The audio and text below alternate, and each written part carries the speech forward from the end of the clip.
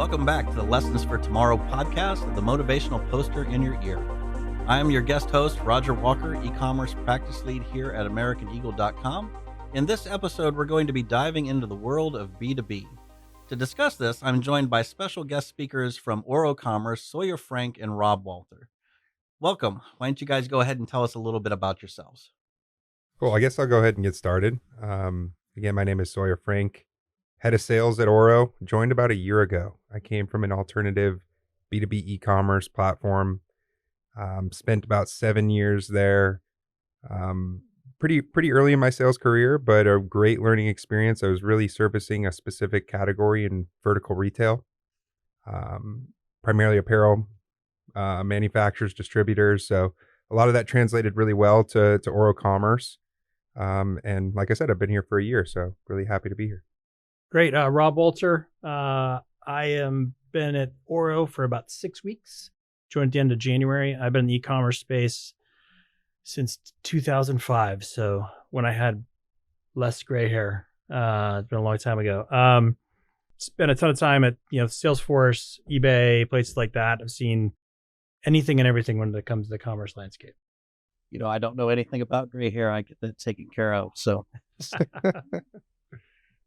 guys, it's a pleasure to have you here. I mentioned this in some of our previous conversations. I'll just state it again. OroCommerce is a very good partner of ours, and I appreciate you joining us today. So let's dive right into it. So we're all e-commerce professionals here. We've all spent a tremendous amount of time in the industry. So I want to get your guys' take on a few things. So we've seen a lot of market trends changing in e-commerce over the years, right? We started out, it was all B2C, D2C, and then of course B2B took over. Can you kind of talk about some of the market trends that you guys are seeing, and then how does Oro adapt to those changes? Yeah, I think one of the trends is an unfortunate trend, actually. I think with the rise of, there's about 700 different e-commerce platforms now, and the ancillary technology that plugs into them is immense. I think it's become really, really hard to buy.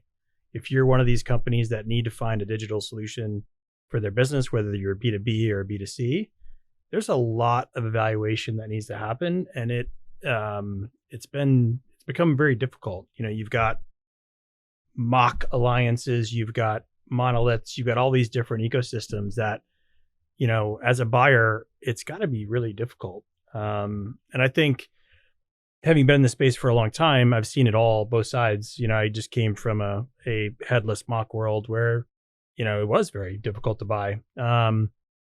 I think Oro specifically is a little bit of the best of both worlds. It can be super easy to buy. We have a bunch of the technology you need in the box. But if you want a more complex solution, you can go composable or headless as well. And so hopefully Oro's positioned in a nice way to make it easy, because I think there's at the center of all the buying process is the user of the platform. And I think that's maybe lost a little bit of emphasis in the last couple of years around the different ways you can implement technology that supports it. So, hopefully we can reverse that trend as it gets better and gets more active in the coming years. And then I think looking at technology, of course, AI being such a large buzzword, we're moving into the second phase of AI and starting to see some of this come into the platform. And obviously in the Oro side, we've invested in product search AI, more generative AI in product descriptions. But I think that's generally a topic that everyone's concerned about and ultimately doing more research on. So any plans for Oro regarding AI? Yeah, certainly. I think that there's next gen, we're going to bring it into request for quote process and some more of the underlying CRM features. But in this latest 6.0 release, which is ironically releasing at the end of this month, March 2024, we will see the first phase, in search and product description. So, with AI, everybody was a buzzword. Now they're expecting results. So it's nice to see that Oro's ahead of the curve on that. I think there's lots of opportunity for integrators as well and implementers to build on top of AI models. I think one of the things that's interesting is see the rise of agents and prompt builders. I just looked at, there's a whole list of classes that Google and Microsoft make available that basically gets you up to speed on all the AI and, that they have to offer. And I think there's lots of opportunity to, Oro or any platform provides that framework and ability to plug in. You can do a lot of cool stuff on top of that. So I think there's a couple ways to look at that with the prompt builder. Of course, you're talking built-in customer service right out of the gate, but are you speaking more towards, typically we would see custom configurations of product, building a prompt builder through AI to help facilitate that? So that, but then also let's say I'm a sales manager, right? And I need to do the 7 same things every Monday morning, right? I can use you could see a world where I come into my office and maybe it's Siri, maybe it's Alexa, right? It's like, hey, here's the 7 things I need to see, right? They may be in different systems, they may be in different platforms, but it all pulls it together in an easy way where, okay, this is what I got going on today. So I think there's a lot of opportunity that I think you're already seeing in a little pockets, some of these kind of agent platforms that are coming up. On the enterprise side, I would say, being in the sales game, it's interesting to see a bit of a resurgence from middleware. I wouldn't anticipate this would be something I'd be discussing today, but I don't know if it's necessarily a trend or not. But I have been seeing it more and more, and I think it has to, something to do with the acquisition of companies and, the development of new categories that ultimately require all these different back office systems and organization. I think a lot more people are starting to look at commerce as a true engine, not just their ERP. I think that's a great lead into our next topic, right? We know that ecosystems are becoming more complex. I'm with you. I would have thought people would have streamlined versus spread out. And now that e-commerce has become a central factor of that, what is Oro doing to try and integrate itself or make it easy for people to integrate into the rest of their ecosystem? I think pre-built connectors are certainly important. The first thing that comes to mind that's also releasing here at the end of the month is our native integration with Salesforce Sales Cloud. So, once in some ways maybe still perceived as a competitor because they do have a commerce platform, a great opportunity for people to utilize, a best-in-class solution for B2B and for CRM. I think it goes back to what Rob was saying. There's a lot of different platforms and products out there. You can find the right mix that works for your business, and it's our job to make that easy for you. So these pre-built integrations, I think Oro is different in the context of a lot of competitive platforms on the market where we don't truly believe in vanilla connectors. There's not really such a thing because on the back end, and I see you laughing because the technical people know, on the sales side, it's our responsibility to follow suit. So we're doing our best in terms of, obviously all the endpoints have open APIs and we can connect, but it's really bringing the right people together and developing, a core connector that we can work from. So nobody has ever modified their ERP system in the history of ERP systems.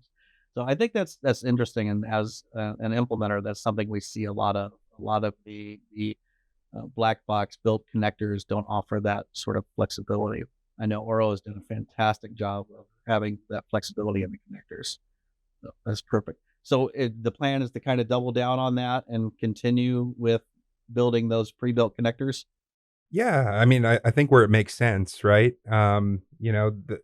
As Rob stated earlier, it can be the best of both worlds scenario in some cases. So, for example, like we talked about earlier today, if a company, a distributor manufacturer is not ready for their own PIM, their third-party PIM, I think it's also in our plans to continue to develop the light PIM functionality that we have built in natively through Oro, but also have an easy connection and a great partnership with third-party solutions that we feel are best in class or that, certain ecosystems of verticals or clients are requesting.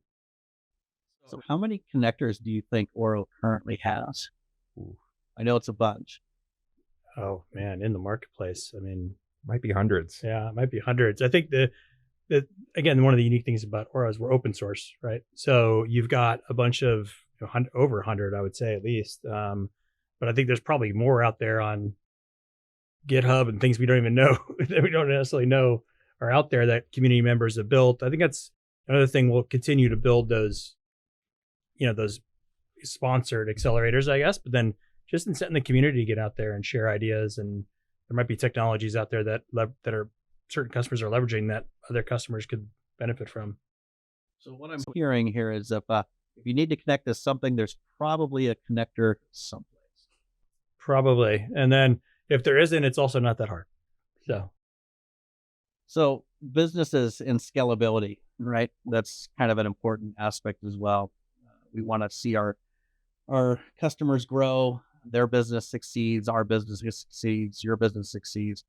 What is Oro doing to kind of help maintain that scalability of function? It's one thing when we buy a platform and it doesn't scale with our growth, then that's when we see people start to have problems. How is Oro maintaining scalability?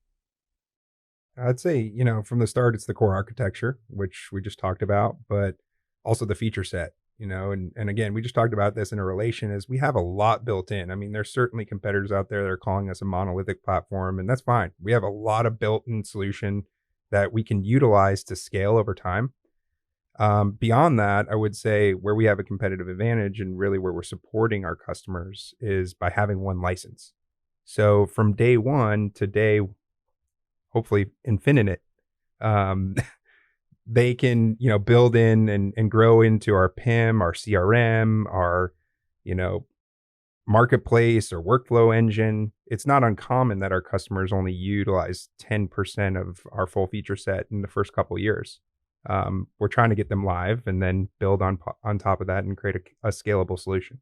So would you say that's a smooth scale there as people grow, right? You said they're using 10% now. Is it easy to go from 10% to 30%, or is there other kind of steps there? Yeah, no, absolutely. I think it's very easy. I mean, the whole thing for us, I would say, is a difference of customability versus configurability, and we fall on the latter side of that. So just utilizing the single back office that you have to control multiple storefront experiences, multiple features, it's highly configurable and easy to scale. I think just to add to that, I think some of that is also change management internally. We have one customer we have in Europe. I mean, they're a $24 billion dollar company, but it's they've built the solution. It's fully using a lot of the functionality that we have. Then it's about just rolling it out to different groups and different sets of people. And I think that's one of the bigger challenges in B2B land is getting the different divisions to use the technology that have been put in place. I think that's the beauty of Oro is like, listen, if you have 20 SKUs, you can use this. If you have 20 million SKUs, you can use this too. You can upload 10,000 orders at a time, or there's a lot of scalability built into the platform and architecture that helps. But then it's also that scalability and that change management. We've worked with a lot of customers over the years that we've seen on that migration over 2-3 years, getting going from 5 people who use it to 205, right? So speaking of B2B, right, I know we mentioned this at the start of the show. Everything used to be B2C, B2C. This would be back in the early 2000s, and now B2B is taking kind of a center stage as businesses have realized there's huge value there. Do you want to talk about B2B and Oro? I know you guys just did Tug with Brendan Cameron, one of our employees, and that turned out really well. I know that together we've done B2B solutions. So what's your take on B2B? Is it here to stay? And what's Oro's role in that? Yeah, I think a couple parts. One, there's a lot of pent up demand or old technology that's preventing people to be more digital. As their workforce changes, I mean, you have a bunch of people that interact with Netflix and Snapchat and Amazon all day long. The buying process needs to change. They can't go from that in their daily life to a fax machine or a green screen, right? It's just that's going to make that change happen. And you have your sellers that are also, the ages of those sellers are changing as well. So that, and from my opinion, is that digital transformation is kind of just in its first part of life, right? You've got a lot of businesses out there that still don't have that digital, interface that they would need to have in a modern world. I mean, Oro, credit to Yoav and Dima, our founders, they saw this at Magento and they saw it coming. And so we were built B2B first. So all of the, functionality you see, it's, it was built for B2B. And so, as that wave comes, we're a perfect place for people to come and realize a bunch of that functionality out of the box, where you might have to go, put multiple pieces of technology together to get what we have out of the box. Anything you want to add? No, I think you nailed it. I think you nailed it too. Gee, thanks.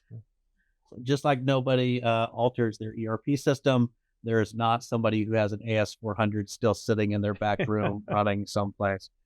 So I think that's interesting. The B2B definitely has a lot of potential, but to your point, there's a lot of old infrastructure still out there that are basically an anchor around some of these businesses. So I think we're going to continue to see that trend go.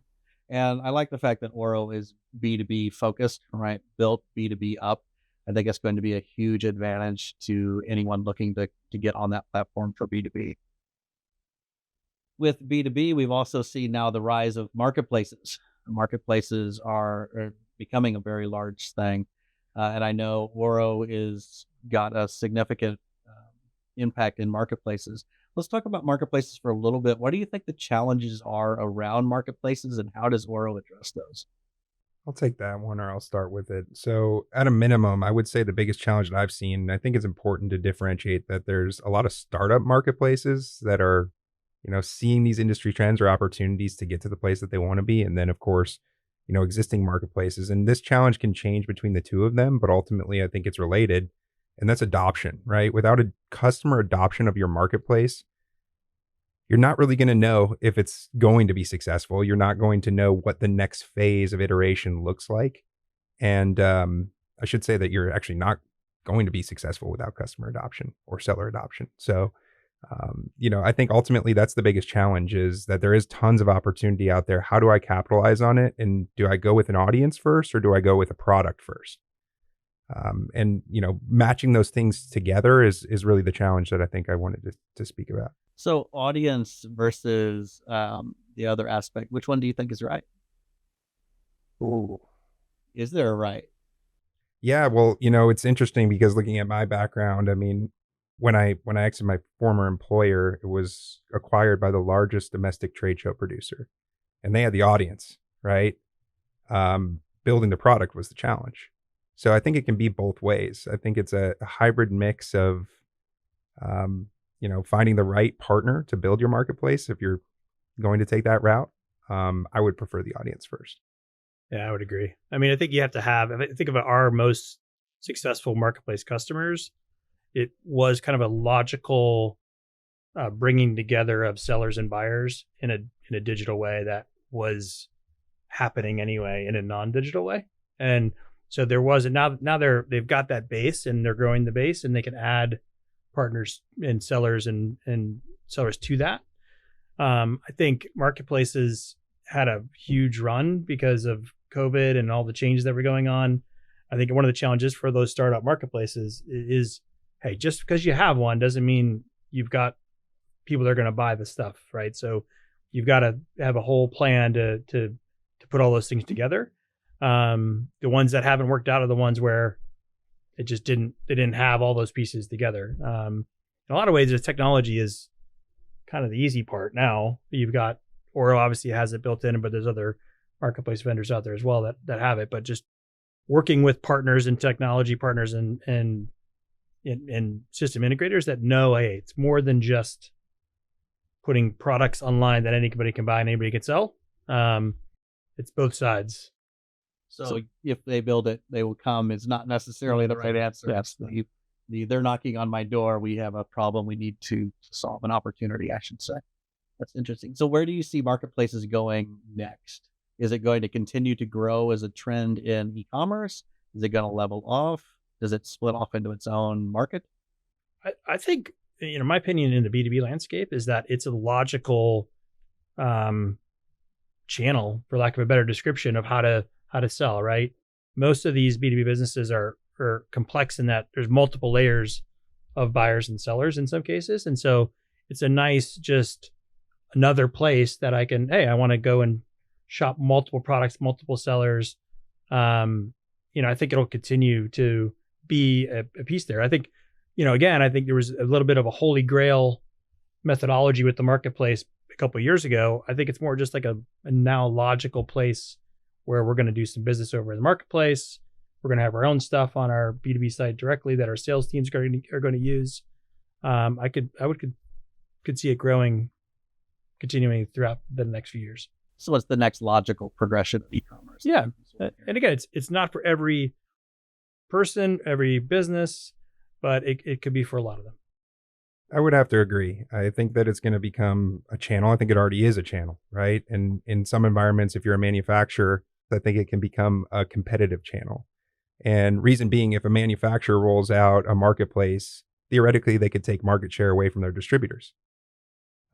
So ultimately, when looking at this marketplace as a channel, I think there's potential B2B opportunities. There's most certainly already B2C opportunity, and that's where integration comes back into play. Can I take my core product sets, get it to an Amazon or whomever else? Yeah, that's all I have to say. So do you think, because I think you're right on the money where distributors can take away, or manufacturers can take away market share from their distributors. It's a question we see quite often. Do you think that the marketplace is going to exacerbate that issue, or is that just going to become naturally part of the conversation between the manufacturers and distributors as they move towards marketplace? I would hope the latter. I think that it could always be. And as you said, I think we live in a current status of it being a challenge or a potential opportunity in a lot of ways for manufacturers to take it back as we go online. But yeah, I think it could be more collaborative because I don't think they want to eliminate one channel for another. That makes sense. And I think the market has evolved enough to where everybody knows these things, right? It's not 10, 15 years ago where that was new and people got upset. So I think we realized that's just part of business. So last thing from me. So this is the day before the 6.0 release candidate webinar. This episode won't air until after the release of that. So do you want to give me personally any 24-hour advancement of what's coming? I will happily. So we talked a little bit about the AI stuff. So that'll be in there. I think one of the most exciting features for me being a salesperson is actually the new storefront theme. Ultimately we talk about this, but obviously in the world of e-commerce, you have different groups that are involved in the decision. It's always best when everyone has a say. But in some cases, in certain organizations, it is led by marketing or sales, where the front end becomes ultimately, in a lot of cases, more carry more weight than the back end. And so, you could say that we have an outdated storefront theme. As we all know from listening to this podcast, we are open source. So you can always, modernize that theme, make it your own, insert some HTML, whatever you want to do.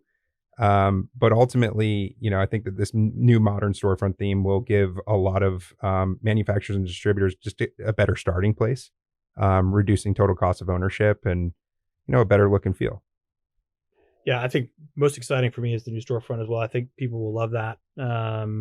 There's the Salesforce integration is part of this release. I think really that's the main part. So yeah, we got some marketplace stuff specific to the marketplace. So commissions, we're getting deeper into our integration with Stripe. So you can now do commission calculations and send them out to sellers.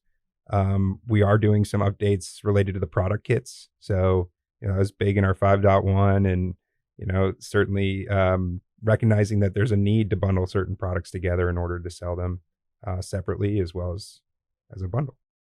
So since I have a captive audience here for the moment, guys, I want to put you on the spot. Release candidate 6.0. I'm excited to see what happens tomorrow. That just made me even more excited. Where is Oro going overall? So pulling just a little bit back from 6.0, what's the beyond? Where is Oro go now?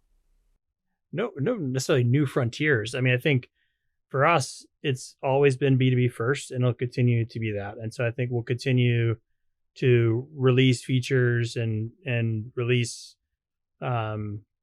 technology that helps B2B businesses. We've got a rebrand coming up that is exciting with a new logo, refreshed color palette, all that good stuff. We'll be at B2B Online, publicizing that. We'll send American Eagle a bunch boxes and boxes of hoodies and notebooks. So So I think we're, a little bit of refresh on Oro's brand that'll really increase our awareness across the globe, and really just doing more of the same things we've been doing, but with a lot more volume. Yeah, I'll second that. I mean, there's a lot of growth coming to our business. Obviously, that growth is a good thing to develop new features, to develop more integrations. But as Rob kind of stated, there's so much work left to do in B2B. I mean, we were at PB Expo. Partspace is one of our customers. They're in the avionics world. And it's clear that that industry is completely behind in terms of B2B, many of them not even having a storefront theme. So I think the industry needs us. We were in many cases ahead of our time. And our plan is to stay ahead, build more features, build more integrations, and B2B better. This is why Oro is such an exciting partner, because you guys are just as dedicated to e-commerce as AmericanEagle.com is. So thank you for joining me today. I appreciate your time. Thank you. Thank you. Thank you for tuning into the future by listening to the Lessons for Tomorrow podcast. For more information about the topics discussed today, check out the description of this episode. If you want us to cover a topic or submit feedback, email us at lessonsfortomorrow@americaneagle.com and let us know. Be sure to follow this podcast wherever you listen to them to stay up to date with us. While you're at it, give us a rating and share this podcast with others to prepare them for the future. And don't forget to follow us on social media. This episode brought to you by AmericanEagle.com Studios. I'm your guest host, Roger Walker, and Tim will catch you in the next lesson.